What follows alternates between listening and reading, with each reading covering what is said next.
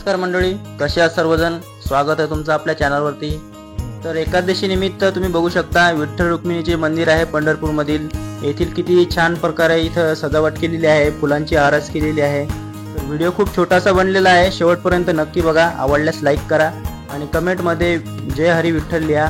आणि ज्यांनी चॅनलला सबस्क्राइब नसेल केले चॅनलला सबस्क्राइब करा आणि हा व्हिडिओ जास्तीत जास्त शेअर करा। चला आपण बघूया आणि दर्शन घेऊया विठ्ठल रुक्मिणीचे।